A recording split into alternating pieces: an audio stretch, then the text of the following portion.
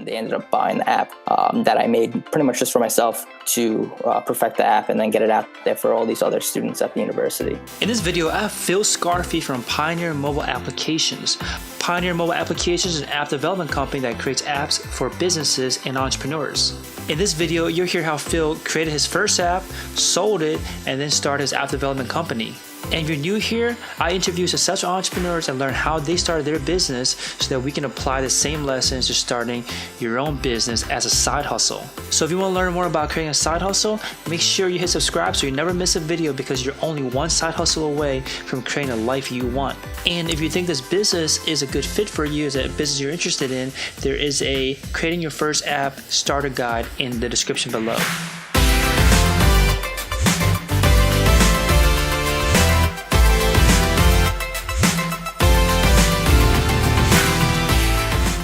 Today I'm joined by Phil Scarfi from Pioneer Mobile Applications. Welcome, Phil.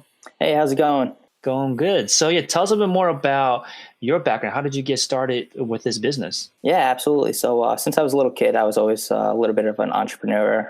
When I was really young, I was a DJ, just, little sweet 16s or birthday parties, just to, make some money to pay for all those games that I wanted, a new Xbox and whatnot. So I always had that entrepreneurial spirit since I was little. As I was growing up, I was trying to figure out what exactly I want to do in life. And one thing that really got me interested was just computer science, kind of programming and all that good stuff. Senior year of high school, going into freshman year, I ended up going to the University of Massachusetts to study computer science and business. And that's when I started playing around with app development, between looking at tutorials online, looking at YouTube videos, spending hours on end, just trying to figure out how to make an app. Come freshman year, I loved the dining halls. UMass was ranked actually #1 in the nation for best dining food. The one problem that they had was I could never figure out what was on the menu, because they had menus, lunch menus in one spot, dinner menus in another website. So I created an app for myself, solely just for me, that I could pretty much see all these menus in one spot on this app. So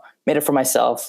My RA ended up finding out about it. A few of my friends found out about it, and he told me to see one of these advisors, and this advisor sent me to the head of the dining services at the school, and they ended up buying the app that I made pretty much just for myself to perfect the app and then get it out there for all these other students at the university. So after I went through that experience, I was like, oh, this is pretty cool. Making apps, something like I enjoy doing. From there, a lot of my friends started finding out I made apps. So they started hitting me up, pursue their ideas for them. So I partnered up with a lot of them at first and kind of helped turn their ideas into reality. Just the whole process of going through the idea stage all the way to an end product stage was something that really interested me. So I continued doing that. And then, 4 years later, graduated college, officially started Pioneer Mobile Applications. And now we've worked with a wide range of clients, both, small startups to larger clients that already have apps out there. Very cool. So you said that the first app you created, it sounded like your first major app you created was bought. So what's the process behind selling an application? Have you gone through this process, again, what are some things that you learned about the process of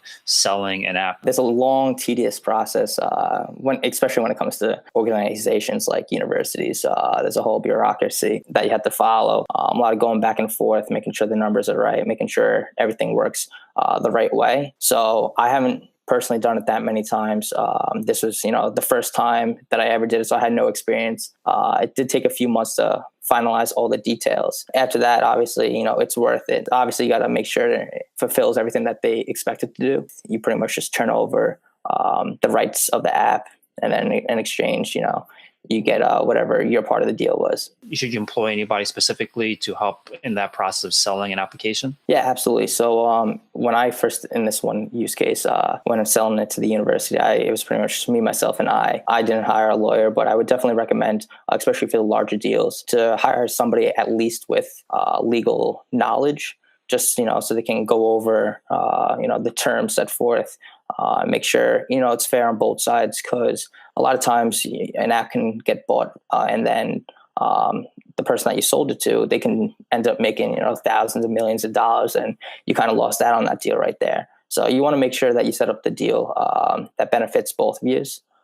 Make sure that the other party's not trying to take advantage of you. I personally used LegalZoom. So LegalZoom has pretty much like on-demand lawyers, attorneys, and accountants So obviously, because I'm not using a lawyer, every minute of the day, if I have a question, I can just pretty much set up an appointment with them. I can send them forms and everything, and they'll review it, give me any feedback. I can make any adjustments.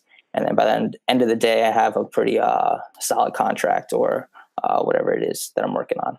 Got it. Makes sense. So this was a business that you pretty much you started in college and then just continued it. You never actually worked like a typical day job or anything, and then did this on the side or anything like that. Once I got a little taste of having my own company, it was definitely something I wanted to continue pursuing. Yeah, that's cool. I think that there are people in the audience that are in a position where they have a skill set, whether it be as a developer or maybe someone that's a designer, and they have the skill set that they could go off and freelance on their own. What recommendations do you have for people out there that are freelancers currently and then want to transition into building a business around it rather than just kind of picking up gigs here and there, actually creating a business? Like, what have you learned about going from a freelancer to starting your own business? I think one of the biggest risks is just the financial risk that you're taking.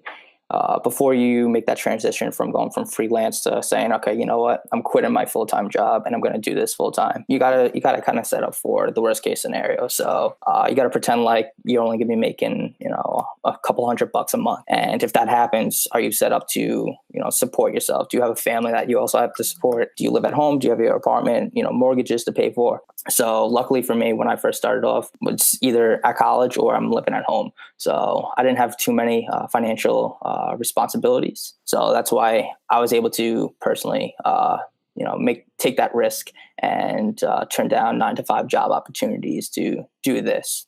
Just because, I didn't have too many finances or anything like that, too many responsibilities. I don't have kids to worry about taking care of. Make sure you're ready to take that financial risk of possibly not getting the same exact income that you have with your full-time job. So talk to us about the process. Like, where does it begin, and walk us through the steps that are involved in going from idea to actual finished application. Thank you for watching. Now, the question of the day is, do you know how to code, or do you think you want to learn how to code?